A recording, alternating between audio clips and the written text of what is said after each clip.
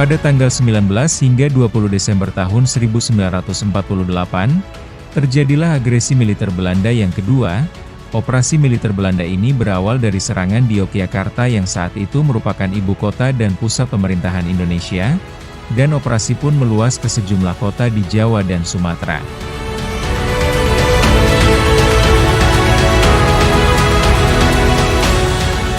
Tujuan agresi militer Belanda kedua ini adalah untuk melumpuhkan pusat pemerintahan Indonesia sehingga Belanda bisa menguasai Indonesia kembali.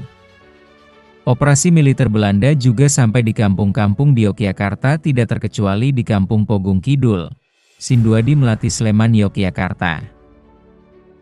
Kampung Pogung Kidul menjadi sasaran operasi militer oleh tentara Belanda karena mendapat informasi dari salah satu warga dari Kampung Blunyah yang bernama Icuk, bahwa Kampung Pogung Kidul menjadi tempat atau markas persembunyian para tentara rakyat Indonesia. Tentara Belanda masuk ke Jogja.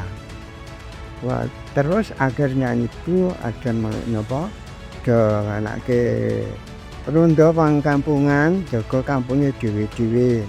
Awet ngertos nek Belanda masuk dan Jogja niku akhirnya keluar dari kota Jogja niku masuk dusun-dusun.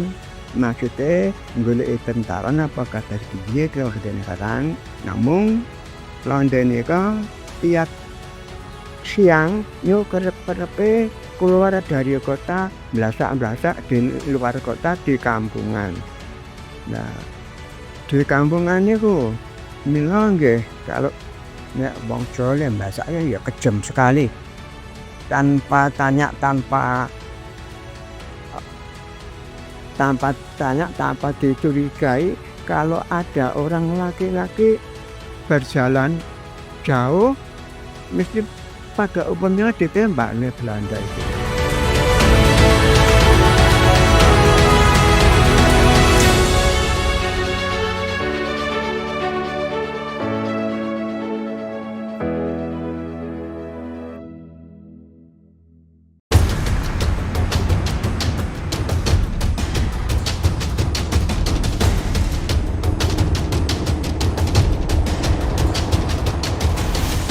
Di awal tahun 1949, tentara Belanda melaksanakan operasi militer dan masuk di Kampung Pogung Kidul dengan membawa mata-mata tersebut supaya menunjukkan di mana tentara rakyat Indonesia tersebut bersembunyi.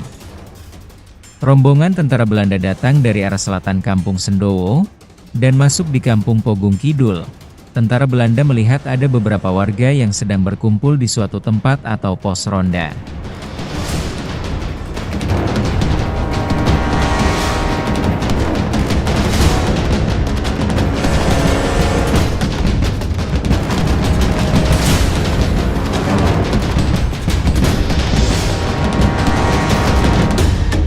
Mata-mata yang dibawa tentara Belanda menunjuk dan mengatakan bahwa itu para tentara rakyat Indonesia yang sedang bersembunyi.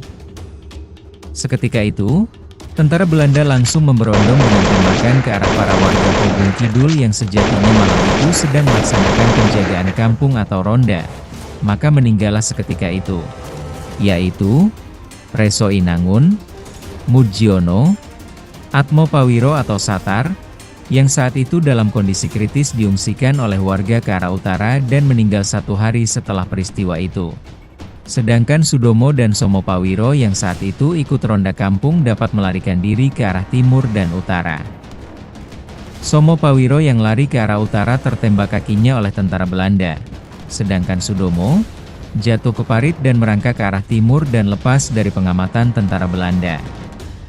Kalau ada orang kampung orangnya lelaki keluar dari kampung, apalagi terus kelihatannya lari, pasti ditembak. Itu sudah ada kejadian yang ditembak di luar itu ada 2 orang di situ, di sini yang satu di pinggir dusun sekarang menjadi Kulon Barek itu di desa Pogung. Orang itu sebetulnya mau lari karena takut pada ada Belanda patroli. Nah itu baru berdiri di pinggir desa. Itu tahu Belanda tahu dari Jalan Barek ke Pogung. Itu orang berdiri itu dikira tentara bagaimana tahu. Jarak jauh ditembak, lantas kena jatuh mati.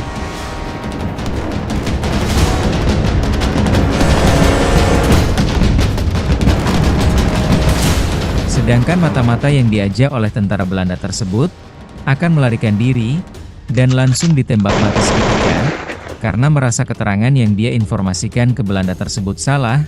Ternyata orang-orang yang dibunuh oleh tentara Belanda tersebut hanya warga biasa yang sedang melaksanakan tugas jaga kampung. Setelah rombongan tentara Belanda pergi, barulah warga kampung Pogung Kidul, khususnya bapak-bapak berani keluar sekitar kira-kira pukul 9:30 malam, dan mengevakuasi korban penembakan tersebut, yaitu Reso Inangun, Mujiono dan Icuk. Evakuasi dipimpin oleh Bapak Padmo Wiharjo atau Pak Aman, yang saat itu sebagai penanggung jawab keamanan di kampung Pogung Kidul. Setelah dievakuasi, ketiga jenazah tersebut langsung dimakamkan, sedangkan Somo Pawiro yang tertembak kakinya dibawa ke rumah sakit Bethesda.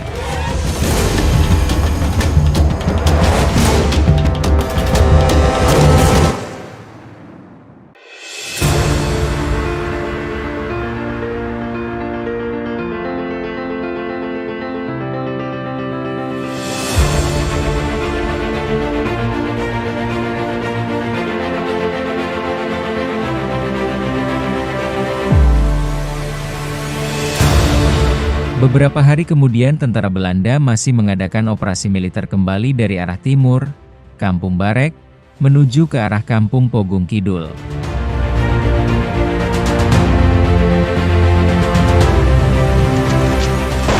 Terdengar oleh warga suara tembakan-tembakan.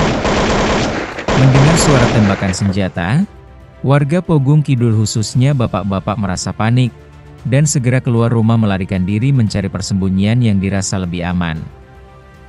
Dalam situasi yang kacau dan panik tersebut, tertembaklah Pawiro di Mejo yang sedang lari ke arah barat ke Kalikode dan meninggal seketika itu juga.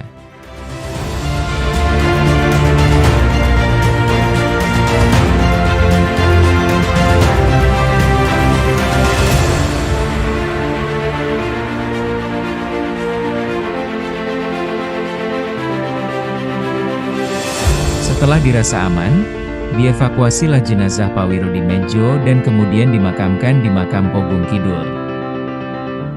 Nah, itu setelah Belanda itu terus berjalan dari Pogung ke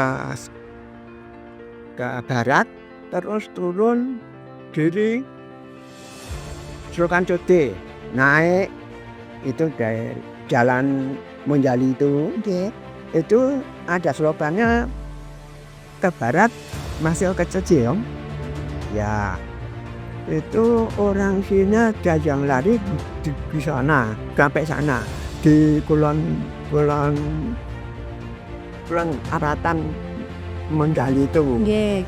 Di Mawang. Ya, itu orang dua itu berdiri di Tanggul Sukan. Nah, tidak tahu kalau Belanda itu sudah sampai di jalan Monjali itu. Tahu di silokan ada orang dua berdiri. Lalu lantas ditembak semua, dor gitu. Tanpa tahu kalau itu ditembak. Itu yang satu itu kena, jatuh ya. Akhirnya terus tilas gitu. Terus tidak lama Belanda sudah bubar loh. Itu terus orang-orang sini ya baru melihat suatu situasinya. Itu sudah saya tahu dari sudah bentuk, wah yang larung lon sapa.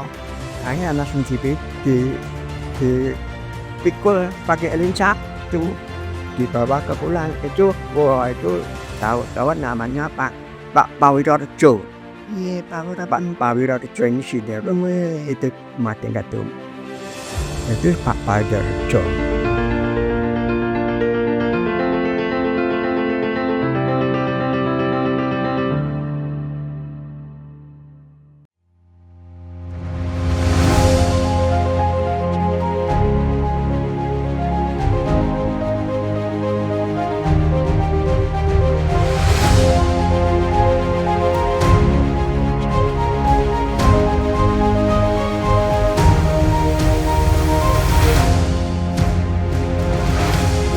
Pada tanggal 26 April 1972 dilaksanakan pemugaran makam Pogung Kidul. Dan pada saat itu juga, dilaksanakan pembongkaran makam warga yang meninggal ditembak mati oleh tentara Belanda, yaitu Reso Inangun, Mujiono, Atmo Pawiro atau Satar, dan Pawiro Dimejo, dijadikan satu berjejer yang sebelumnya tersebar di beberapa tempat. Sedangkan makam Icuk, yang sebagai mata-mata tentara Belanda, dibongkar oleh keluarganya, kemudian dipindahkan ke makam di kampungnya. Seiring waktu berlalu, Somo Pawiro yang dulu sempat tertembak tentara Belanda di kakinya meninggal dunia pada tanggal 6 November 1998, dan makamnya dijadikan satu berjejer dengan makam pahlawan Pogung Kidul yang telah meninggal dunia terlebih dahulu. Dan untuk mengenang peristiwa di mana lokasi warga tersebut ditembak oleh tentara Belanda, maka oleh warga dibuat tugu pahlawan yang berlokasi di sudut sebelah barat selatan, Padukuhan Pogung Kidul.